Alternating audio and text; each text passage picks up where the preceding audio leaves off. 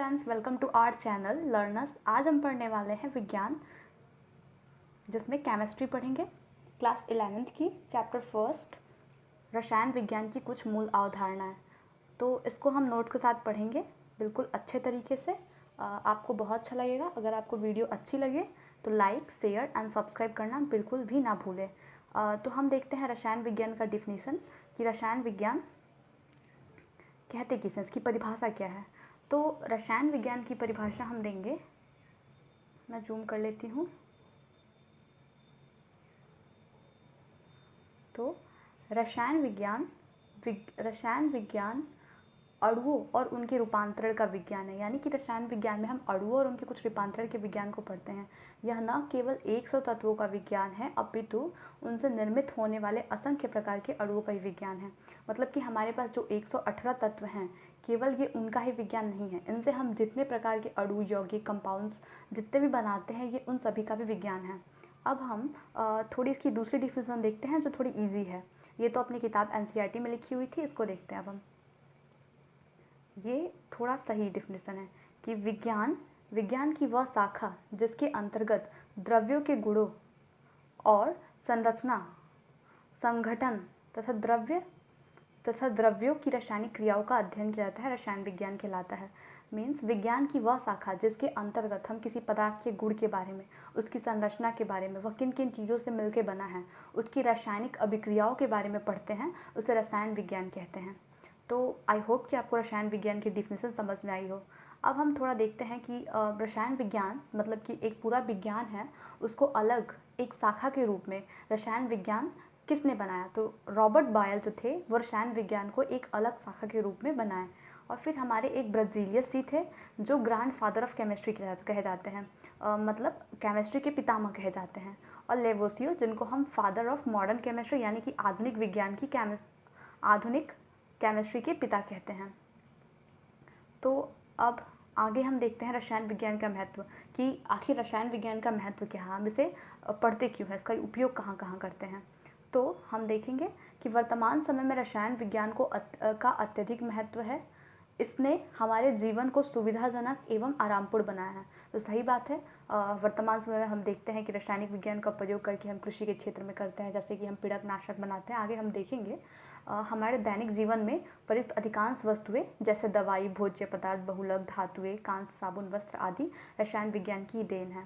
जैसे कि रसायन विज्ञान का प्रयोग हम दवाई बनाने में करते हैं, लोग अभिक्रिया कराते हैं, तभी तो हम अम्ल क्षार देखते हैं हमारे पास उपलब्ध है। बहुत सारी दवाइयाँ हम बना लेते हैं, सब रसायन विज्ञान की वजह से ही हम बना पाते हैं। तो कुछ उपयोग मैंने आपके लिए उदाहरण लिख के रखा है, जिससे आप समझ पाएंगे कि रसायन विज्ञान का हम उपयोग करते कहाँ हैं। तो सबसे पहला है कृषि के क्षेत्र में। तो in the field of agriculture में क्या करते हैं, खेती के क्षेत्र में उर्वरक बनाने के लिए, कीटनाशी बनाने के लिए, कवकनाशी बनाने के लिए, पीड़कनाशी बनाने, उर्वरक यानी कि खाद, कीटनाशी कीट पतंगों को मारने वाले, वैसे ही सब दवाइयों को बनाने में हम करते हैं रसायन विज्ञान का प्रयोग। फिर उद्योगों में, तो उद्योगों में कहाँ करते हैं, तो सीमेंट बनाने के लिए हम करते हैं इसका प्रयोग। कैल्शियम कार्बोनेट बनाने में भी करते हैं, चमड़ा, रंजक, कागज़, पेट्रोलियम, कागज़ बनाने में भी करते हैं, साबुन बनाने में भी करते हैं। हमने क्लास 10th में देखा था साबुन किस प्रकार बनता है। तो केमिस्ट्री की कुछ अभिक्रियाओं का प्रयोग करके ही हम साबुन बनाते हैं, और अपमार्जक बनाते हैं, पेंट आदि का निर्माण में रसायन विज्ञान का प्रयोग करते हैं। आप सोच सकते हो जब रसायन विज्ञान नहीं होगा तो हम साबुन किस प्रकार बनाएंगे। तो रसायन विज्ञान के आने से ही साबुन आया, सर्फ आया, अपमार्जक आए। तो और फिर इसका प्रयोग औषधियों में, दवाई बनाने में भी करते हैं। यहाँ मैंने 2 दवाइयाँ अपने NCERT में दे रखा था, उसको लिखा। तो औषधियों में एक सिस्प्लाटिन तथा टैक्सोल है, जो कैंसर में दवाई इसका बनाई जाता है। और एज़िडोथाइमिडीन, ये एड्स के उपचार में इस दवाई को बनाया जाता है। तो ये 2 प्रकार की दवाइयाँ हैं जो मुझे इम्पॉर्टेंट लगी। और फिर नए पदार्थों के संश्लेषण में सिरेमिक, अतिचालक, सुचालक, प्रकाशीय तंतु, रेशे आदि पदार्थों का निर्माण करने में करते हैं हम लोग। फिर परिवहन के क्षेत्र में भी रसायन विज्ञान का उपयोग होता है, जैसे कि अनेक प्रकार के ईंधन जैसे पेट्रोल, डीजल, कोयला आदि का निर्माण, इसके करने के लिए हम लोग प्रयोग करते हैं रसायन विज्ञान का। प्रदूषण नियंत्रण में इन चेकिंग पॉल्यूशन, जैसे कि प्रदूषण नियंत्रण में जैसे हम पहले फ्रीज बनाते थे जिसमें CFC गैस निकलती थी। CFC गैस से हमारे ओजोन परत का अवक्षय हुआ, जिससे पराबैंगनी किरणें पृथ्वी पर आएंगी, जिससे बहुत सारी हानिकारक लोगों को हानि पहुंचाएंगी। तो अब ऐसा है कि ऐसे फ्रिज बनाने हैं जो CFC रहित हो। तो ये सब चीज़ें रसायन विज्ञान के द्वारा ही संभव हो पाई हैं। तो अब हम चैप्टर की मेन शुरुआत करते हैं द्रव्य से, कि द्रव्य यानी कि पदार्थ क्या होता है। पदार्थ देखते हैं।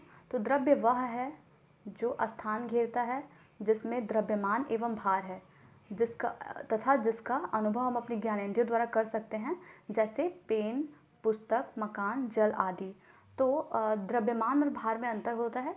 द्रव्यमान मतलब वो होता है किसी वस्तु के वास्तविक भार को द्रव्यमान कहते हैं। और जब इसमें हम G ऐड कर देते हैं, M वास्तविक होता है और इंटू G कर देते हैं, तब ये हो जाता है आपका भार। यानी भार चेंजफुल होता है, लेकिन द्रव्यमान किसी का चेंज नहीं होता है। फिर हम देखेंगे द्रव्य की अवस्थाएं। तो आई होप कि आपको पदार्थ समझ आ जाए कि जो स्थान घेरता हो, जिसमें द्रव्यमान हो या भार हो, उसे हम क्या कहते हैं? उसे हम पदार्थ कहते हैं। तो जिसका अनुभव हम ज्ञानेंद्रियों द्वारा कर सकते हैं, जैसे कि पेन है, पेन में कुछ द्रव्यमान होता है, कुछ उसका द्रव्यमान होता है, उसमें वो स्थान घेरता है। पुस्तक है, उसका भी कुछ द्रव्यमान होगा, वह भी स्थान घेरेगा। और अब हम देखेंगे द्रव्य की अवस्थाएं। तो द्रव्य की 3 अवस्थाएं होती हैं, ठोस, द्रव और गैस। तो ठोस क्या है? तो द्रव्य की वह अवस्था जिसका आयतन एवं आकार निश्चित होता है, ठोस अवस्था कहलाती है। द्रव्य की वह अवस्था जिसका आयतन एवं आकार निश्चित हो, ठोस अवस्था कहलाती है। जैसे कि लकड़ी है, लकड़ी का द्रव्यमान निश्चित होता है, आयतन निश्चित होता है, वो कितने भार की है वो निश्चित होगा, वो स्थान एक ठोस जगह रखेगी, तो उसको हम ठोस कहते हैं। वैसे भी हम सब 9th में पढ़ चुके हैं, तो उसको हमें जल्दी लेना चाहिए। ठोस में दूसरा क्या होता है? तो पहले हम द्रव्य का देखते हैं, देख ही लेते हैं सेकंड। अंतराणु का स्थान बहुत कम, जैसे कि लकड़ी, चट्टान आदि। यानी कि जो उसके अणु होते हैं वो उसमें जगह बहुत कम होता है, जिससे उनका जो ठोस बहुत होते हैं वो लोग, उनके आकर्षण बल अधिक होने के कारण उन्हें जल्दी तोड़ा नहीं जा सकता है, इसलिए उनका आयतन भी निश्चित होता है। फिर द्रव। तो द्रव्य की वह अवस्था यानी कि पदार्थ की वह अवस्था जिसका आयतन निश्चित होता है परंतु आकार नहीं। यानी कि उसका आयतन तो निश्चित है, वो स्थान घेरेगा, ये तो निश्चित है, परंतु उसका आकार नहीं, क्योंकि हम जिस बॉटल जिस ग्लास में रखेंगे द्रव्य वही आकार ले लेता है, तो द्रव अवस्था कहलाता है। तो इसका सेकंड देखेंगे। तो अव्ययी कण ठोस के कणों की अपेक्षा, यानी कि ठोस के कण जो हैं उसके कणों की अपेक्षा, ठोस के कणों की अपेक्षा अधिक दूरी पर स्थित होते हैं। मान लीजिए ठोस के अणु ऐसे चिपके हैं, तो द्रव के अणु कुछ दूर दूर होंगे, और गैस के अणु बिल्कुल दूर दूर होंगे, बहुत दूर दूर होंगे, जिससे कमरे में पूरा फैल जाता है। तो वही बात यहाँ समझाया जा रहा है कि अधिक दूरी पर स्थित तथा इनके मध्य आकर्षण बल कम होता है, जिससे ये अधिक, इनका आकार निश्चित नहीं हो पाता है, जिससे ये एक दूसरे के बिल्कुल पास नहीं हो पाते हैं, जैसे जल, अल्कोहल, दूध, तेल आदि। फिर अब तीसरी अवस्था है, ये भौतिक होती हैं। ये जो द्रव्य की अवस्थाएं हैं, ये एक होता है रासायनिक, शुद्ध पदार्थ, अशुद्ध पदार्थ। तो ये भौतिक अवस्थाएं हैं पदार्थ की। द्रव्य की वह अवस्था जिसका आयतन एवं आकार दोनों अनिश्चित होता है, गैसीय अवस्था कहलाता है। द्रव्य की वह अवस्था जिसका आयतन भी निश्चित नहीं है और आकार भी निश्चित नहीं है, ये दोनों गैसीय अवस्था कहलाती हैं। इसका दूसरा देखेंगे तो अव्ययी कण ठोस एवं द्रव की अपेक्षा अधिक दूर दूर स्थित होते हैं तथा इनके मध्य आकर्षण बल नगण्य होता है। इसके मध्य जो आकर्षण बल होता है, ठोस के मध्य आकर्षण बल बहुत अधिक होता है, क्योंकि इसके कण बहुत पास पाए जाते हैं, अंतराणु का स्थान बहुत कम होता है, तो इनके बीच आकर्षण बल बहुत अधिक होगा। और इनके बीच आकर्षण बल ठोसों की अपेक्षा थोड़ा कम होता है, क्योंकि इनके अणु थोड़े दूर दूर होते हैं और इनके अणु बहुत दूर दूर होते हैं, जिसके कारण इनका जो आकर्षण बल है वो नगण्य होता है। फिर इसके एग्जाम्पल क्या है? तो यहाँ लकड़ी और चट्टान ठोसों के लिए है, जल है, अल्कोहल है, दूध है, तेल है आदि है, और जैसे हाइड्रोजन, वायु, ऑक्सीजन आदि है। तो ये तीनों अवस्थाएं हो गई। तो ये भी चीज़ हमें देखना चाहिए कि जब ठोस को द्रव में चेंज करना होता है, तो उसे हम गर्म करते हैं, किसी चीज़ को गर्म करने पर वो द्रव में चेंज होता है। फिर द्रव को गैस में चेंज करने के लिए द्रव को गर्म करेंगे, जैसे कि ठोस है, मान लीजिए बर्फ़ है, बर्फ़ को हम थोड़ा गर्म किया तो वो द्रव में चेंज हो गया, पानी में चेंज हो गया। फिर जब हम उसको गर्म करेंगे तो वो गैस में चेंज हो जाएगा। और कोई गैस है, जब उसको ठंडा किया जाता है, जब उसको ठंडा किया जाएगा तो वो द्रव में चेंज हो जाएगा। और जब द्रव से हम उसको और ठंडा करेंगे तो ठोस में, जैसे कि गैसों को संपीड़ित करने पर लिक्विड में चेंज होता है। जैसे कि आपने सुना होगा ब्यूटेन एक गैस है, उसको संपीड़ित करते हैं तो एलपीजी सिलेंडर में हम भर लेते हैं द्रव के रूप में, लिक्विड के रूप में, तो वही बात है। फिर हम द्रव्य का वर्गीकरण देखते हैं। तो जो द्रव्य है, द्रव्य द्रव्य यानी कि पदार्थ दो प्रकार के होते हैं। एक होता है शुद्ध मिश्रण और एक होता है शुद्ध पदार्थ। तो मिश्रण जो है वो दो प्रकार के होते हैं, एक होता है समांगी मिश्रण और एक होता है विषमांगी मिश्रण, और एक होता है तत्व और एक यौगिक शुद्ध पदार्थ। तो अब इसका हम देखते हैं, अब इसका आगे हम देखते हैं कि द्रव्यों का वर्गीकरण। द्रव्यों के वर्गीकरण में हम पहले देखेंगे शुद्ध पदार्थ को। शुद्ध पदार्थ किसे कहते हैं? तो पदार्थ जिनके प्रत्येक भाग का संगठन स्थिर व निश्चित होता है शुद्ध पदार्थ कहलाता है। अब आप बोलोगे कि प्रत्येक भाग का संगठन क्या? यानी कि कोई पदार्थ है जिसके प्रत्येक भाग का संगठन जो है स्थिर यानी कि निश्चित है। निश्चित यानी कि मान लीजिए वो हाइड्रोजन से मिलके बना है, हाइड्रोजन। तो मान लीजिए हाइड्रोजन एक गैस है, तो ये एक स्थिर है कि ये हाइड्रोजन में H2 गैस है, तो ये H2 से ही मिलके बना है, CO2 है, तो ये भी शुद्ध पदार्थ होगा, क्योंकि ये C और O यहाँ भी ये निश्चित है कि इसमें C होगा एक और O2 होगा, O होगा दो। ऑक्सीजन और कार्बन के कंपाउंड होंगे, मतलब तत्व होंगे, तो ये यौगिक बनेगा CO2। तो ये स्थिर मात्रा है। जैसे कि अब बात करते हैं O2 की। O एक तत्व है, शुद्ध है, एक प्रकार का संगठन है, लेकिन जब हम इसमें एक और O मिला रहे हैं तो O2 बन रहा है। तो O2 एक गैस है, ये एक ही प्रकार के तत्व से मिलकर बना है, इसलिए इसको हम क्या बोलेंगे? इसको शुद्ध पदार्थ बोलेंगे, जिसके प्रत्येक भाग का संगठन क्या हो? निश्चित हो। अभी इसको आगे देखते हैं। शुद्ध पदार्थ कहलाता है, जैसे कि तत्व, फर्स्ट है तत्व, एलिमेंट्स, वह शुद्ध पदार्थ जिन्हें भौतिक या रासायनिक विधियों द्वारा न तो अन्य अवयवों में अपघटित किया जा सकता है और न ही इसे निर्मित किया जा सकता है, तत्व कहलाता है। और जैसे कि आप हाइड्रोजन है, क्या आप इसे भौतिक और रासायनिक विधियों द्वारा तोड़ सकते हैं? किसी अन्य अवयव में चेंज कर सकते हैं? नहीं ना। तो ये एक तत्व है। H2 है, H2 को चेंज करेंगे तो H में चेंज हो जाएगा, लेकिन ये रहेगा तो एलिमेंट ही, तत्व ही रहेगा, H के ही तत्व हैं सब। तो ये सब तत्व है। इसके उदाहरण में भी मैंने लिखा है कार्बन और ऑक्सीजन आदि। तो वह शुद्ध पदार्थ जिन्हें भौतिक या रासायनिक विधियों द्वारा न तो अवयव में अपघटित किया जा सकता है और न ही इसे निर्मित किया जा सकता है, उसे हम तत्व कहते हैं। यौगिक किसे कहेंगे? कंपाउंड्स। तो वह शुद्ध पदार्थ जिसे दो या दो से अधिक तत्वों के निश्चित अनुपात में रासायनिक संयोग द्वारा प्राप्त किया जाता है, यौगिक कहलाता है। वह शुद्ध पदार्थ जिसे दो या दो से अधिक तत्वों के निश्चित अनुपात में, यहाँ पे एक वर्ड ध्यान में रखा जाता है, निश्चित अनुपात। यौगिक की बात आए तो हमेशा निश्चित अनुपात होता है। जैसे कि आपको जल बनाना है H2O, तो H2O बनाने के लिए एक निश्चित अनुपात होता है कि किस अनुपात में हम जल को बनाएंगे। तो 1:8 का अनुपात, इसमें हम जल को बनाते हैं। और इसके बाद CO2 भी है, कार्बन डाइऑक्साइड, ये भी एक क्या है? यौगिक है, इसका भी एक निश्चित अनुपात है। और हाँ, यौगिक जो बनते हैं, इसका जो मूल अवयव यानी कि जो मूल पदार्थ हमें प्राप्त होता है, वो इनके यानी कि जो हमें पदार्थ प्राप्त होता है ये अपने मूल अवयव से, यानी कि H2H जो है और ऑक्सीजन जो है, इससे अलग होगा। यानी कि हाइड्रोजन का जो टेस्ट है, जो गंध है, उसकी जिससे जो हाइड्रोजन और ऑक्सीजन के टेस्ट और गंध जो भी हमें गुणधर्म पता है, उनसे इनका जो जल प्राप्त होता है, इसका जो गुणधर्म होता है उनसे भिन्न होता है। यौगिक की ये पहचान होती है। तो इसके ये एग्जाम्पल हैं। और अब हम देखते हैं अशुद्ध पदार्थ।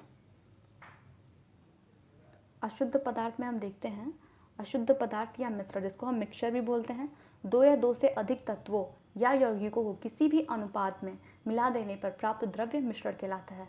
यहाँ पे एक बात ध्यान में रखना, मिश्रण किसे कहते हैं? तो जिसे हम किसी भी अनुपात में मिला दें, किसी भी अनुपात में। यानी कि मान लो आपने क्या लिया, आपने मान लीजिए चावल लिया, चावल, आपने चावल ने प्लस हल्दी किसी भी अनुपात में मिला दिया, तो ये क्या हो गया? एक मिश्रण हो गया। और अगर बात करें, आप जल लिए, जल में किसी भी अनुपात में चीनी मिला देते हैं। अब ये थोड़ा ना हम नाप के देखने चाहते हैं कि कितनी मात्रा में चीनी मिलानी है। तो यहाँ एक और चीज़ होता है कि अगर जो आपको मिश्रण के तत्व प्राप्त हो, मिश्रण के जो अवयव, मिश्रण के जो पदार्थ प्राप्त होते हैं, जो मिश्रण करने के बाद प्राप्त होते हैं, उनका जो टेस्ट होता है, जो गुणधर्म होते हैं, वो मूल पदार्थ से भिन्न नहीं होते हैं। थोड़े थोड़े वैसे ही क्या पूरे वैसे होते हैं। जैसे कि जल है, जल प्लस चीनी, हमने ऐड किया शक्कर, जल में शक्कर को घोला। जब हम इसमें जल में शक्कर को खोलते हैं तो जल का टेस्ट और शक्कर का टेस्ट, दोनों का टेस्ट यहाँ जो विलयन बन के हमें मिलता है,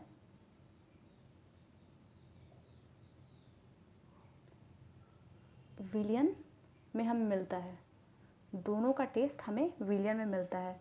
यानी कि अशुद्ध पदार्थ में जल और शक्कर दोनों का टेस्ट मिलेगा, लेकिन शुद्ध पदार्थ की जब हम बात करते तो वो सेम होता, वो नहीं चेंज होता। शुद्ध पदार्थ में जो हमें अवयव मिलते हैं, जो हमें मूल पदार्थ मिलेगा, उसके जो मूल अवयव होते हैं उनसे भिन्न होता है गुणधर्म उसके। यही अंतर होता है शुद्ध में अशुद्ध में। कई बच्चे यहाँ कंफ्यूज हो जाते हैं, तो आप लोग ये बात ज़रूर भी ध्यान रखना कि यहाँ किसी भी अनुपात में, और यहाँ एक निश्चित अनुपात में हम ध्यान देते हैं, यानी कि इस वर्ड पे हमें गौर करना चाहिए।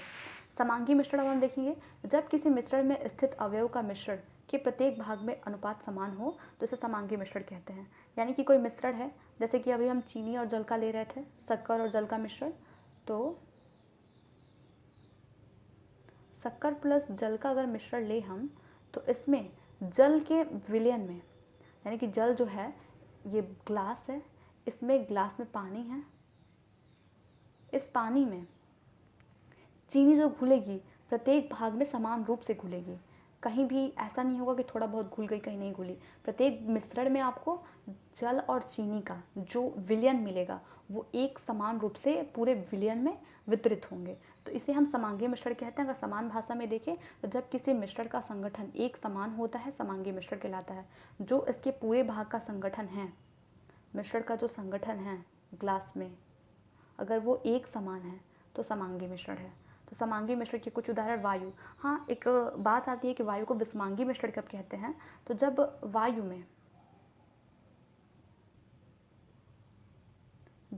में धूल,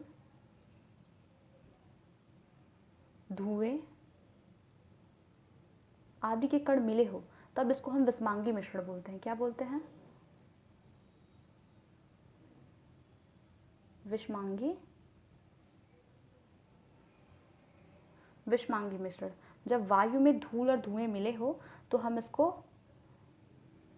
विषमांगी मिश्रण कहते हैं। और जब वायु में गैसों का मिश्रण हो,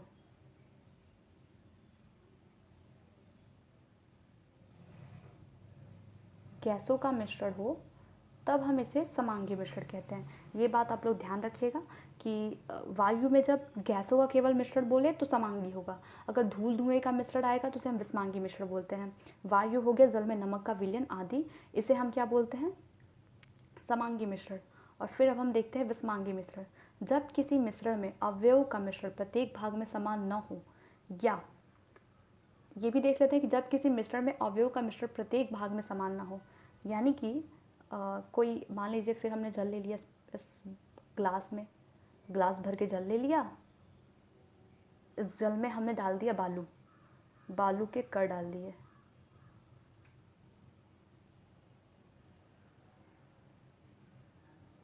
बालू के कण डाल दिए। तो इस बालू के कण डालने से ये प्रत्येक भाग में आपको एक समान रूप से बालू के जो कण हैं वो एक समान रूप से वितरित आपको नहीं दिखाई देंगे।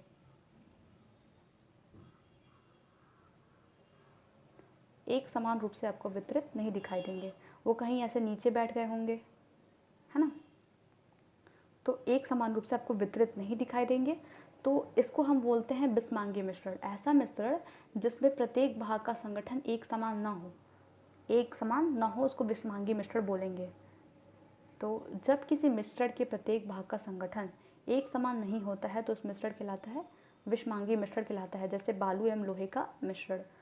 तो आज की वीडियो में इतना ही। अब अगले वीडियो में मैं आपको आगे का बताऊंगी। ये मेरा फर्स्ट वीडियो है, तो प्लीज़ प्लीज़ प्लीज़ आप सभी को थैंक यू सो मच।